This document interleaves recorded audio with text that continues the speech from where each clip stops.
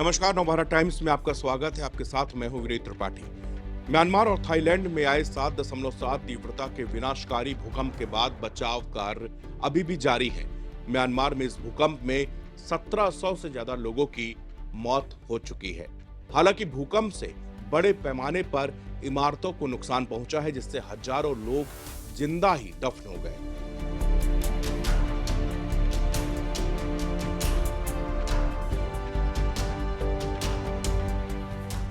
संयुक्त राज्य भूवैज्ञानिक सर्वेक्षण यानी कि यूएसजीसी के अनुमान के मुताबिक मरने वालों की तादाद 10,000 से अधिक हो सकती है। बताया जा रहा है कि इमारतों के मलबे में हजारों लोग दफन हैं। जिंदा बचे होने की उम्मीद में राहत और बचाव कार्य जारी है।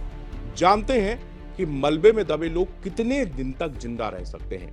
एक जान बचाने पर कितना खर्च होता है। एक्सपर्ट्स के मुताबिक जो लोग मलबे से जिंदा बचाए जाते हैं, उनमें से ज्यादातर भूकंप के 24 घंटे के भीतर अगर वो मिल जाते हैं, तभी उनका रेस्क्यू किया जा सकता है, उनकी जान बचाई जा सकती है और इसे गोल्डन आवर्स कहा जाता है। इसे 24 घंटे बाद हर दिन के साथ लोगों के जिंदा मिलने की संभावनाएं भी लगातार घटती जाती हैं। इसकी मुख्य वजह चोटें होती हैं। गिरने से लोगों की गंभीर चोटें लगी होती हैं और भले ही एकदम उनकी जान नहीं जाती, लेकिन समय पर इलाज न मिलने के कारण और कई बार बहुत मलबे के नीचे दबे होने के बहुत ज्यादा खून बह जाने के कारण भी उनकी जान चली जाती है। स्पेशलिस्ट यानी कि विशेषज्ञों के मुताबिक लोगों की जिंदगी और मौत के बीच हवा और पानी की उपलब्धता मैटर करती है। अगर लोग गहरे कहीं दब गए जहां पर हवा ठीक से उपलब्ध नहीं है, तो दम घुटने से लोगों की जान चली जाती है। वहीं पानी न मिल पाने से भी लोगों की जान जा सकती है। इसके अलावा मौसम भी बहुत हद तक लोगों के बचे रहने के लिए जिम्मेदार हो सकता है। और जब तुर्की और सीरिया में जिस रात भूकंप आया, उस रात भी कई जगह बर्फ गिरी थी और जो टेम्परेचर था वो -6 डिग्री सेल्सियस के आसपास था। इसके साथ ही कई इलाकों में बारिश भी हो रही थी। इसके कारण रेस्क्यू में बेहद दिक्कत आई। इसमें देरी होती गई और जान जाने की आशंका बढ़ती गई। 2011 में जापान में आए भूकंप और सुनामी के बाद एक किशोर और उसकी 80 वर्षीय दादी अपने घर पे मलबे से 9 दिन बाद जिंदा मिले थे। उससे एक साल पहले हूती में भूकंप आया था। उस वक्त पोर्ट ऑफ प्रिंस में 16 साल के एक किशोर 15 दिन बाद जिंदा मिल गई। बाद में ऐसी कहानियां कई भी सामने आ चुकी हैं।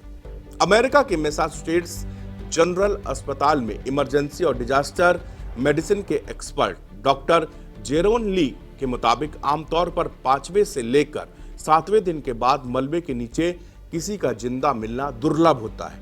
ऐसे में अधिकतर राहत और बचाव कार्य उस वक्त तक लोगों की तलाश बंद कर देते हैं। मगर कई ऐसी कहानियां हैं जिसमें 7 दिन के बाद भी कुछ लोग जिंदा निकला है। दुर्भाग्य से, लेकिन ये बहुत ही दुर्लभ आंकड़ा है। नॉर्थ वेस्टर्न यूनिवर्सिटी फाइनबर्ग के मेडिकल स्कूल के emergency medicine specialist doctor George Chiampas कहते हैं कि लोगों के बचने की उम्मीद सबसे बड़ा रोड़ा होता है। इमारतों के पत्थरों या कंक्रीट के नीचे कुचल जाने के बाद लगी चोटें, अंगों का कट जाना। वो कहते हैं कि पहला जो घंटा होता है, पहला घंटा गोल्डन आवर होता है। अगर आप उन्हें पहले घंटे में बाहर नहीं निकालते तो उनके बचने की संभावना बेहद कम हो जाती है। नीचे वीडियो में दिख रहा था कि म्यांमार में भूकंप इतना जोर से आया कि पूरा अस्पताल हिलने लगा। डॉक्टर शियापन्स के मुताबिक पीड़ित के मानसिक स्थिति भी बहुत कुछ तय करती है। वो बताते हैं कि जो लोग शवों के साथ फंसे होते हैं और किसी संपर्क नहीं होता, उनके उम्मीद छोड़ देने की संभावना ज्यादा होती है। वो कहते हैं कि अगर आपके पास कोई और है जो जिंदा है, तो आप दोनों एक दूसरे को ढांढस बंधा सकते हैं, एक दूसरे का सहारा बन जाते हैं और संघर्ष करते रहते हैं। आखिर कब तक लोगों के जिंदा होने की उम्मीद में तलाश की जानी चाहिए? इस पर एक्सपर्ट कहते हैं कि लोग हफ्ते भर तक मलबे के नीचे जिंदा रह सकते हैं। हालांकि यह इस बात पर निर्भर करता है कि वो किन हालातों में फंसे हुए हैं, उन्हें गिरने की वजह कितनी चोट लगी है, मौसम कैसे हैं, मौसम के हालात वहां पर कैसे हैं। लोगों को जल्द से जल्द निकाला जा सके, इसके लिए म्यांमार और थाईलैंड में स्थानीय लोगों के अलावा विदेशों से भी बचाव टीम लगी हुई है।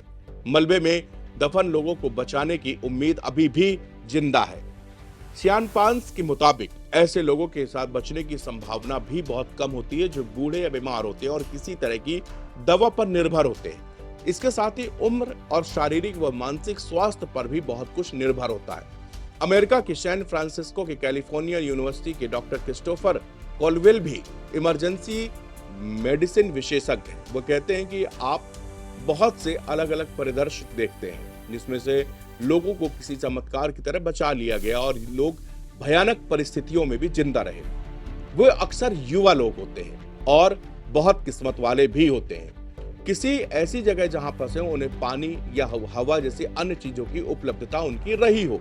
यूनिवर्सिटी कॉलेज लंदन के डिजास्टर और हेल्थ के प्रोफेसर इलान केलमैन के मुताबिक आमतौर पर भूकंप के बाद इमारतें ढह जाती हैं जिसमें लोग दबे रह जाते हैं। इस दौरान उनको गंभीर चोटें आती हैं और यही मौत की मुख्य वजह होती है। लोगों की जान भले ही एकदम नहीं जाती, लेकिन समय पर अगर उनको मेडिसिन नहीं मिली या ज्यादा खून बह गया तो उनकी डेथ हो जाती है। कई मीडिया रिपोर्ट्स के मुताबिक भूकंप के मलबे के दबे किसी व्यक्ति के जीवन को बचाने के लिए औसत 8.5 करोड़ रुपए का खर्च आता है। केलमैन का मानना है कि भूकंप के बाद बचाव के लिए इन देशों में जितनी तेजी से पैसा खर्च हो रहा है उतना पैसा आपदा को रोकने के लिए खर्च होता तो शायद आज ये स्थिति देखने को नहीं मिलती।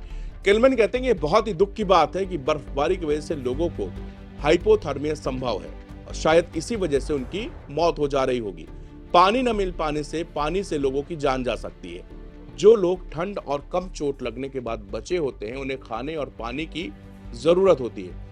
पानी के बिना बहुत से लोग 3 से 4 दिन तक जिंदा रह सकते हैं, लेकिन 5वें दिन दम तोड़ सकते हैं।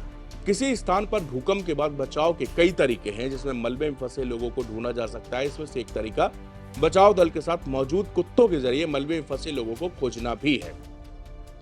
ट्रेन कुत्ते सबसे पहले मलबे को सूंघकर वहां फंसे लोगों के बारे में पता करते हैं। केलमैन के मुताबिक मैक्सिको के पास इस तरह के कुत्तों की एक टीम है जो किसी आपदा के बाद बचाव में अहम भूमिका निभाती है। इसके अलावा भूकंप प्रभावित तंग गलियों और सकरी जगह में भी रोबोट और ड्रोन का इस्तेमाल किया जा रहा है। जैसे ही मलबे में फंसे इंसान के बारे में पता चलता है तो बचाव कर्मी तुरंत वहां आकर उसको वहां से सुरक्षित बाहर निकालते हैं।